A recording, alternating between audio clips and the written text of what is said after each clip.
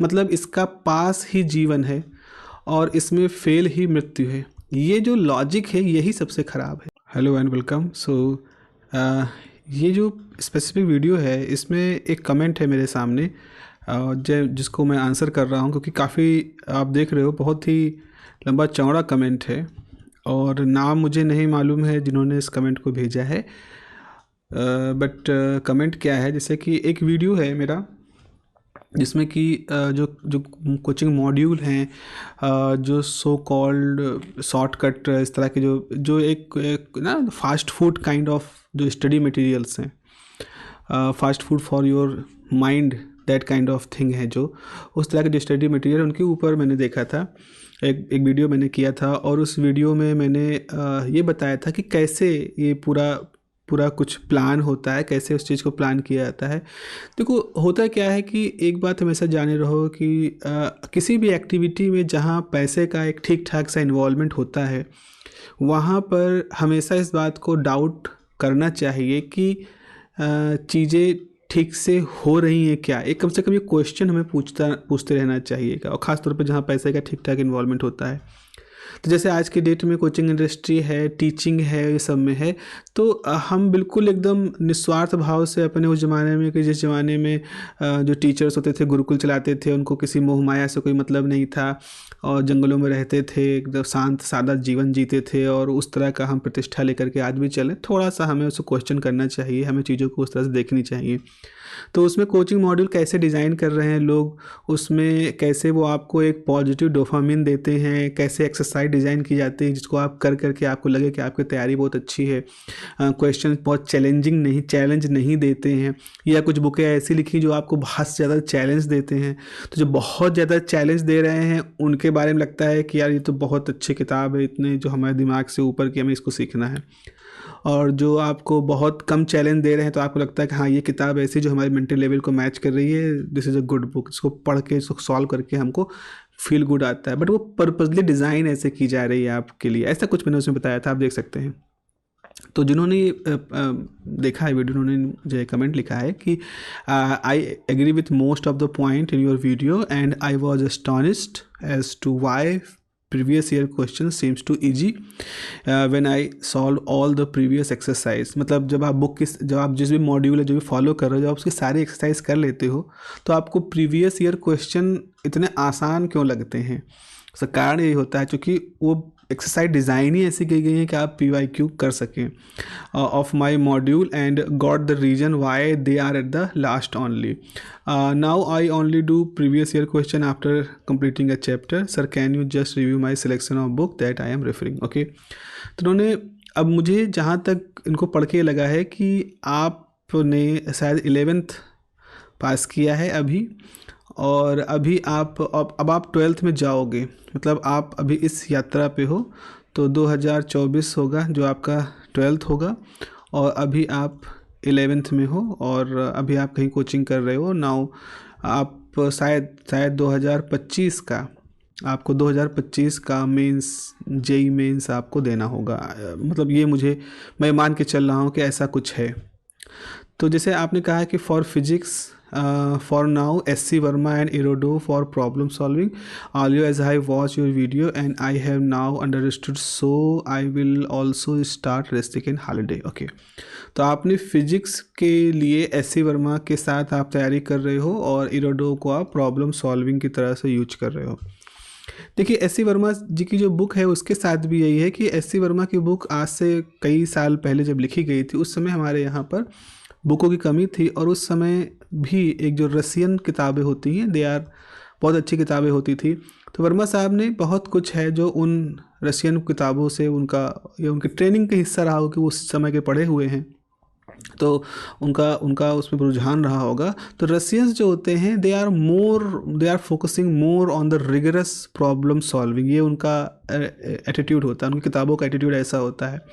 वो बहुत ही सजा धजा के चीज़ें नहीं कहते हैं, वो बहुत ही रफ, बहुत ही क्लिष्ट तरीके से आपके सामने, एक बहुत ही रॉ तरीके से आपके सामने कॉन्सेप्ट रखते हैं। आपको अच्छा लगे बुरा लगे, दे जस्ट डोंट केयर। तो वर्मा सर ने क्या किया था उस ज़माने में, उन्होंने रसियन फ्लेवर के साथ जो था उसके साथ थोड़ा सा उन्होंने एक लाइट थोड़ा सा हल्का किया था, उसको टोन डाउन किया था।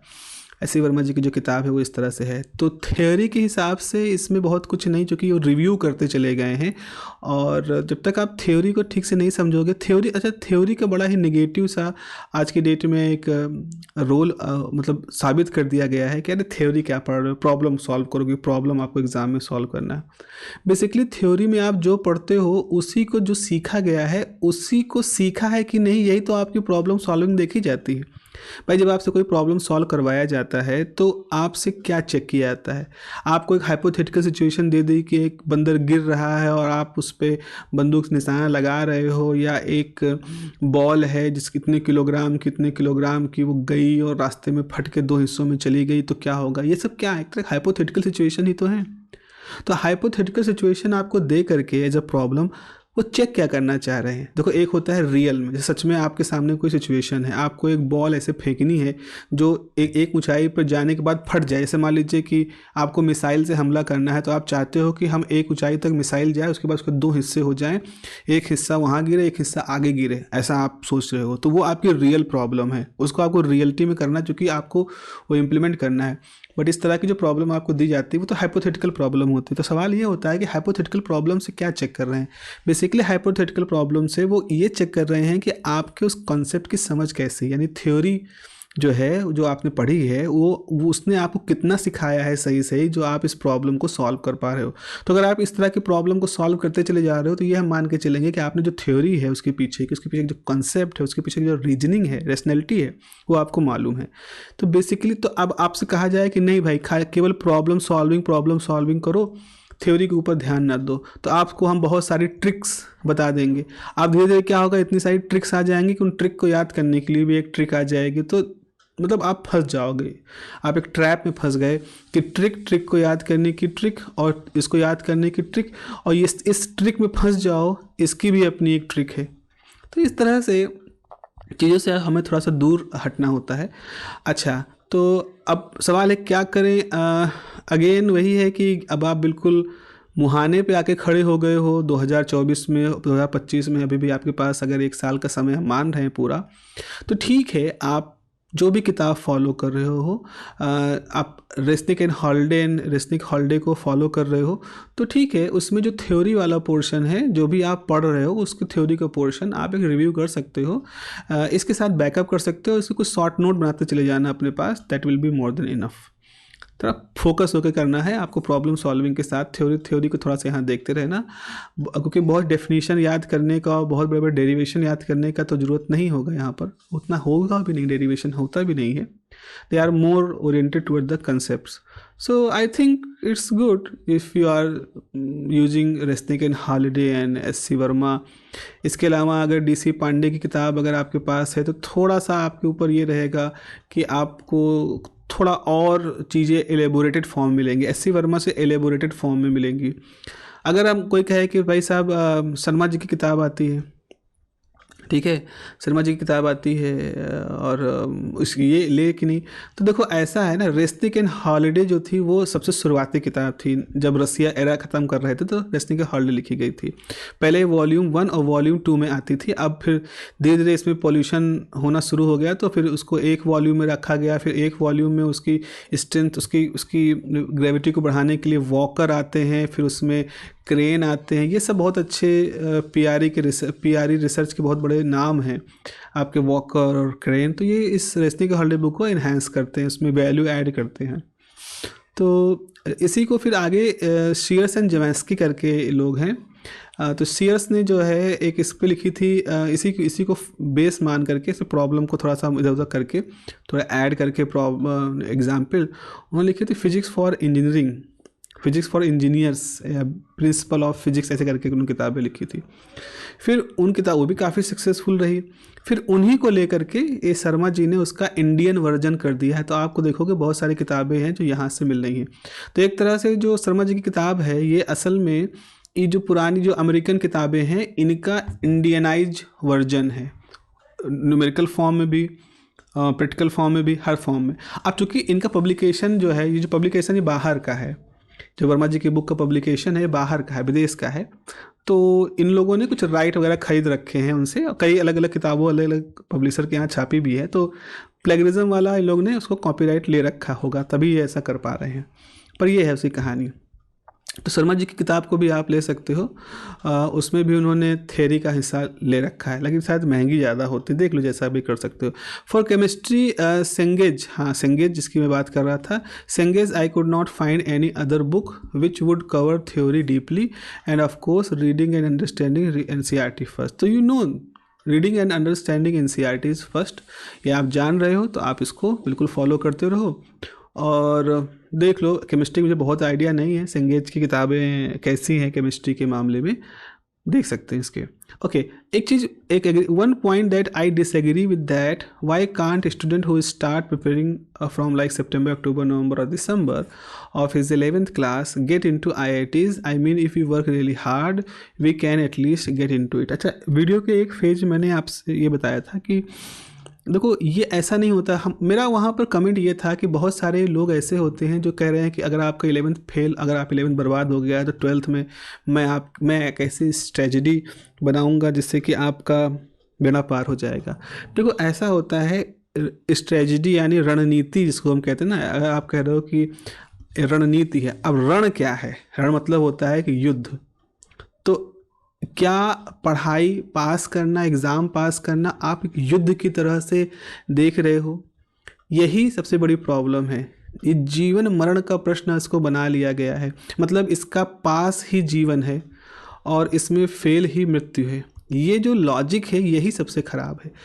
आप एक विषय के ऊपर क्यों नहीं अपना ध्यान दे रहे हो? आप एक विषय सीख रहे हो, आपने, ठीक है वो नहीं, कुछ नहीं हुआ तो क्या तजुर्बा हुआ, कुछ नहीं हुआ तो तजुर्बा हुआ।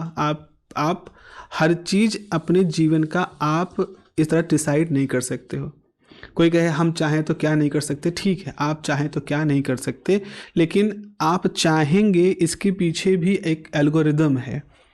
तो आपने कैसे, आपने वो कौन सा, अच्छा आप मान लीजिए आज आप IIT की तैयारी कर रहे हो, तो मेरा आपसे सवाल है कि किन तरीक़ों से आपने ये जाना कि आपको IIT की तैयारी करनी है? आप IIT की तैयारी करो क्योंकि आपको लग रहा है कि आप IIT के लायक हो।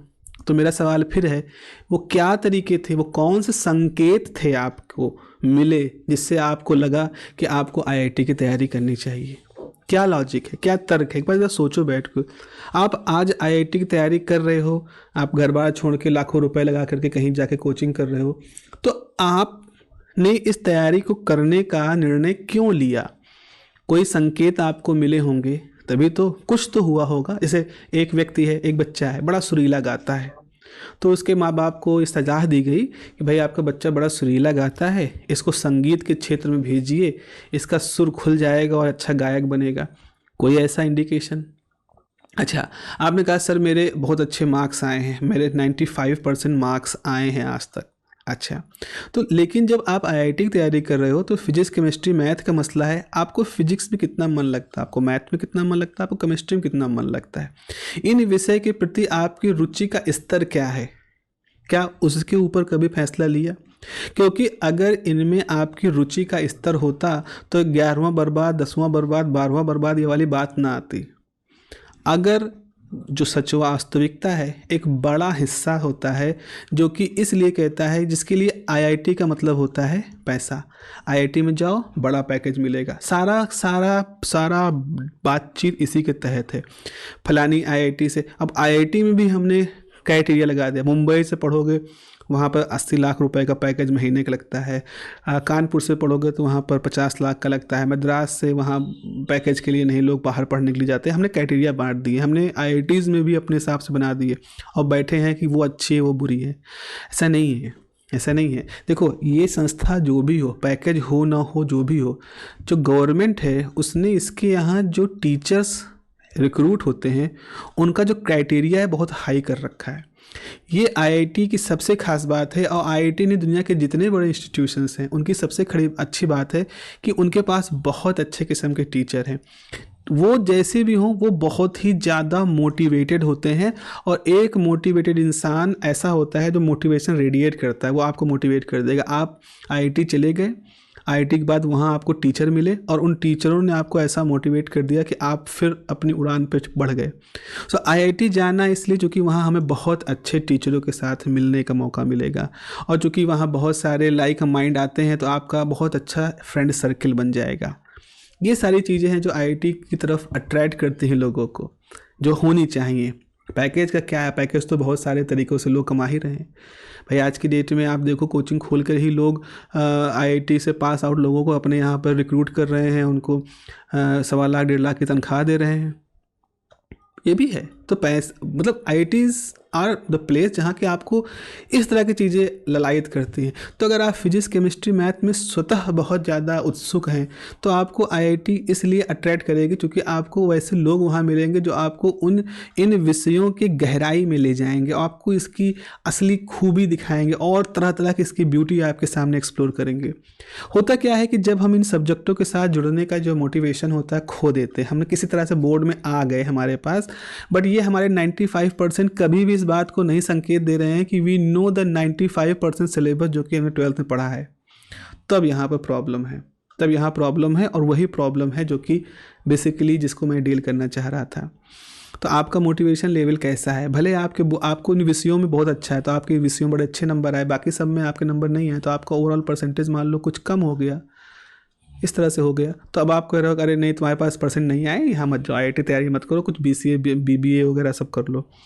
ये थोड़ा सा अनफॉर्चुनेट है। सो आपको ये समझना है कि आपने वो क्या संकेत पाए, आपने क्या मोटिवेशन पाया जिसकी वजह से आप आईआईटी जाना चाह रहे हो। अगर आपको लगता है आईआईटी से पढ़ने वाला हर व्यक्ति 50 लाख का पैकेज पा करके 50 लाख रुपए महीने 20 लाख रुपए महीने लेके काम कर रहा है, तो ये नहीं, गलत है, गलत है, पूरी तरह से गलत है। आईआईटी में किस तरह के ड्रॉप आउट होते हैं वो भी बहुत ड्रास्टिक डाटा है। आईआईटी से किस तरह से लोगों को नहीं मिलता है प्लेसमेंट, वो फिर कुछ और करते हैं, उसका भी बहुत बड़ा डाटा है। वो सब आपको मिल सकता है अगर आप आईआईटी से जो है वहाँ पर आप राइट टू इन्फॉर्मेशन एक्ट से निकालो, they are open to share this data.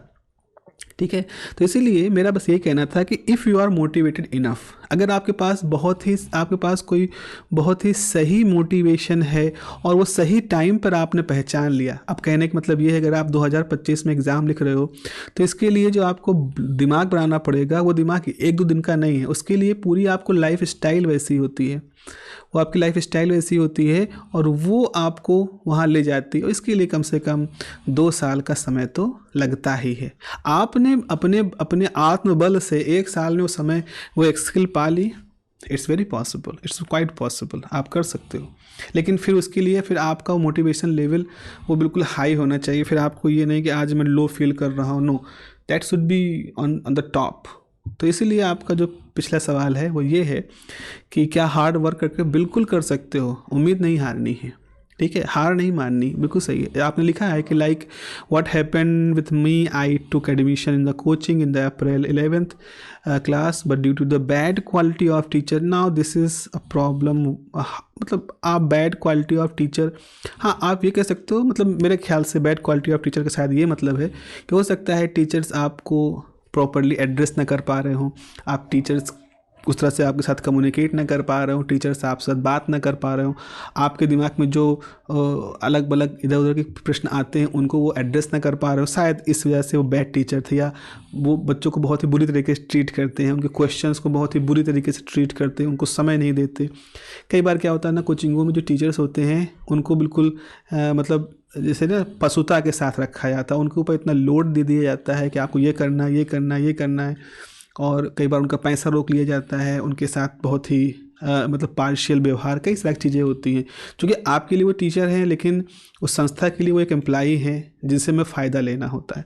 तो वो कई बार क्या होता है ना, इस तरह की सिचुएशन आ जाती है कि टीचर शायद ऐसा नहीं, अगर वो कर रहे हैं काम तो वो बच्चों के प्रति तो उनकी हमेशा एक प्रेम रहता है, बट संस्थाओं में काम करते समय इस तरह के इशू होते हैं। हो सकता है इस वजह से आपका एक्सपीरियंस ख़राब रहा हो, इट्स माई मतलब मेरा एक एंटिसिपेशन है।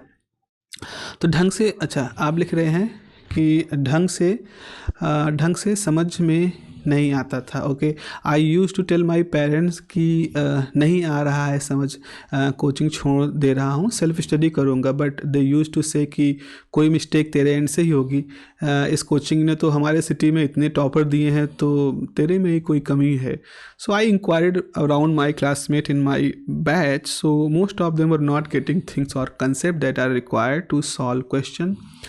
तो इसकी वजह से मेरा अप्रैल सितंबर तक का ख़राब हुआ। नॉट लाइक कि कुछ नहीं सीखा, बट ढंग से नहीं सिखाया गया।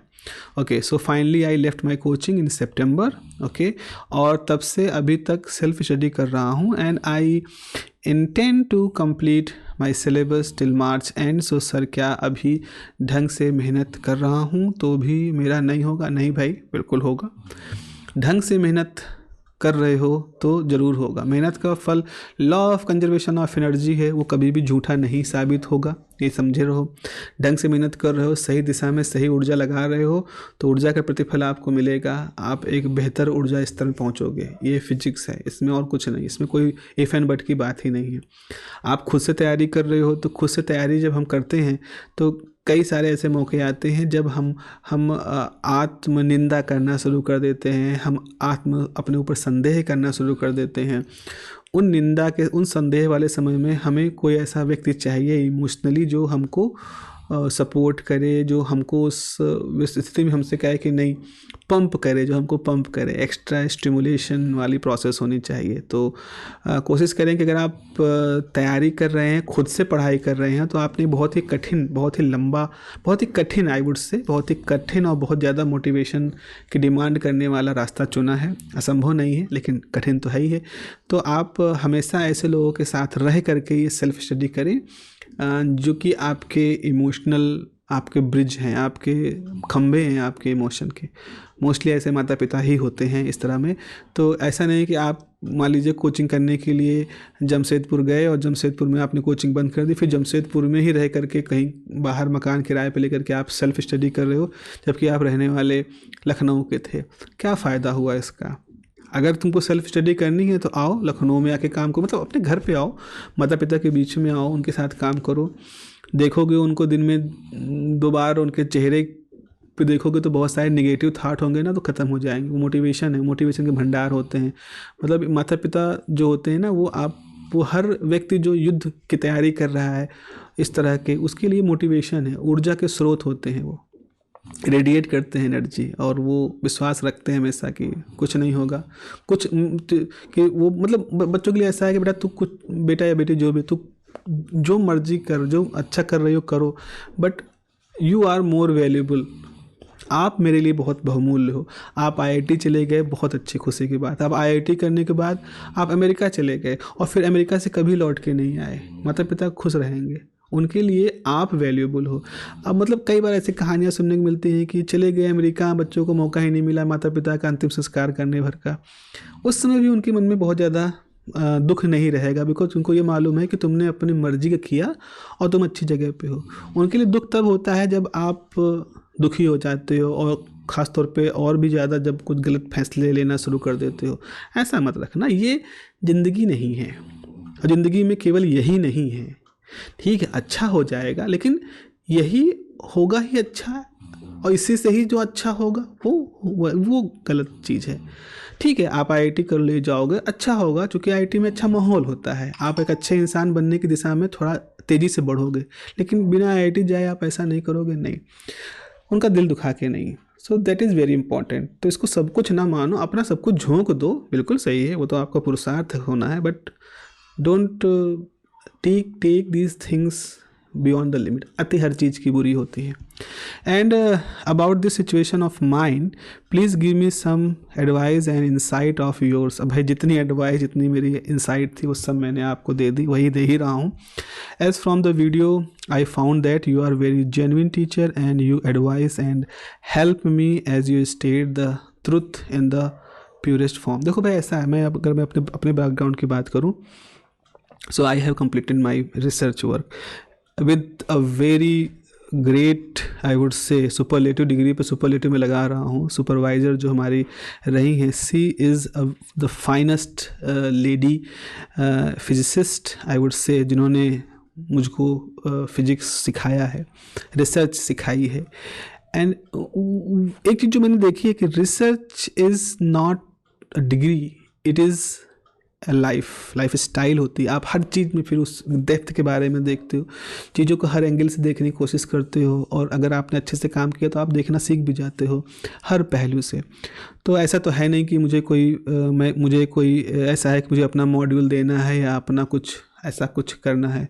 सो मेरे ऊपर कोई बंदिश तो थी नहीं कि मुझे इसको अच्छे बताने के लिए कि मैं एक्स को अच्छा करके अपनी वाई प्रोडक्ट को आपके सामने बेचना है। सो जो मुझे लगा, जो मैंने देखा वो मैंने आपके सामने रख दिया है।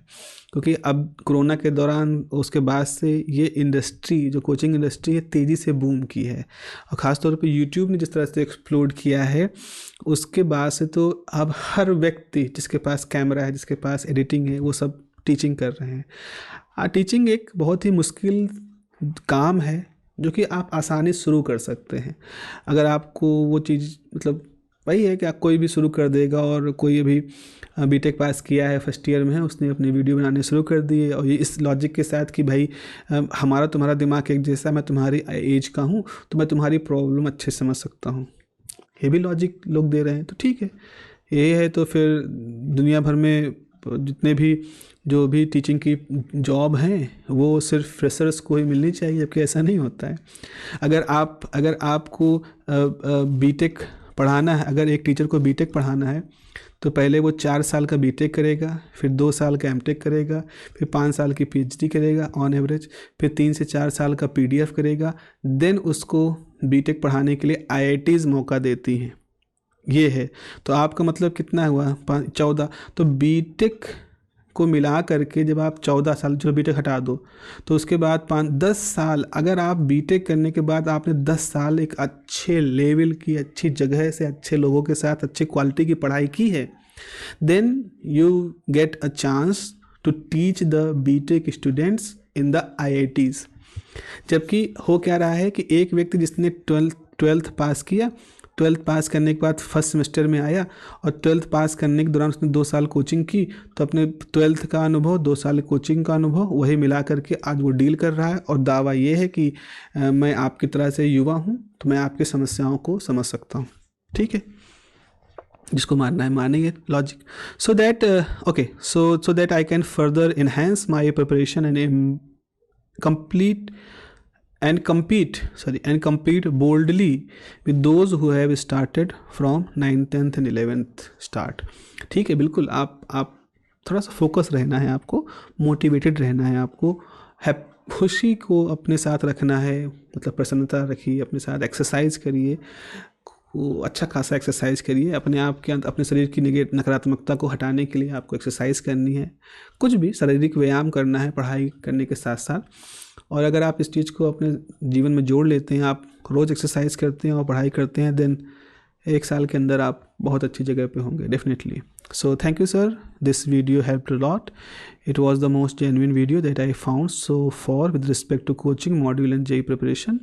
It shows that the reality without any filter, without any biasness. So glad people like you exist who tell the truth. And it's my pleasure that आपने इतना ज़्यादा लिखा, इतना बड़ा कमेंट आपने लिखा, और आप अच्छा सोचते हैं, और इट्स माई बेस्ट विशेस। मेरे तहे दिल से ये शुभकामनाएं हैं कि आप भी, आप और आप जैसे बहुत सारे बच्चे जो इसको देख रहे हैं या सुन रहे हैं, जो इस फेज में हैं, कुछ कन्फ्यूजन के इस फेज में, कुछ इस फेज में हैं, तो वो सब एक अच्छे तरीके से अपने आप को बढ़ा ले जाएं। देखो ऐसा है, बस मैं आखिरी में ये कहूँगा कि जो है आज की डेट में हमेशा आपको सभी तरह की राय नहीं लेनी है। अब हर व्यक्ति से राय मांगने जाओगे, एडवाइस तो हर कोई दे देगा, बिकॉज आज की डेट में तो एडवाइस देना है प्रॉफिट हो गया ना। यूट्यूब पे जब मैं एडवाइस दे रहा हूँ, मैंने स्ट्रैटेजिक वीडियो बनाए, तो अभी फ्री नहीं, अब ये फ़ायदे का सौदा है। क्योंकि जिनके पास कोई स्ट्रैटेजी नहीं होती है और जो आने वाले जीवन में कोई स्ट्रैटेजी फॉलो नहीं करने वाले हैं, वो हमेशा इतनी सारी स्ट्रैटेजीज़ के बारे में सोचते हैं और सुनते हैं और एक्सप्लोर करते रहते हैं। और जिसके बारे में अगर स्ट्रैटेजी की बात कहें, there is only one strategy, और वो है there is only one strategy, that is revision. Just revise as much as possible. There is no God book, एक ऐसी किताब, दिव्य किताब, जादुई किताब जिससे आपका सारा बेड़ा पार, ऐसा कुछ नहीं है। आपने जो कुछ सीखा है, जो आपने अपनी बुद्धि के हिसाब से अपने नोट्स बनाए हैं, उनको रिवाइज करिए। Try to revise is as much as possible. This is the key of learning anything. Revision is must. Revise करिए, पॉजिटिव फीडबैक देखिए, फीडबैक पे अपने आप को रिवॉर्ड करिए, खुश रहिए। This is the only way to prepare. There is no other strategy for this. 40 दिन की, 50 दिन की, 100 दिन की, किसी भी दिन की कोई स्ट्रैटेजी नहीं है। Just revise as much as possible. Okay, have a nice day, take care.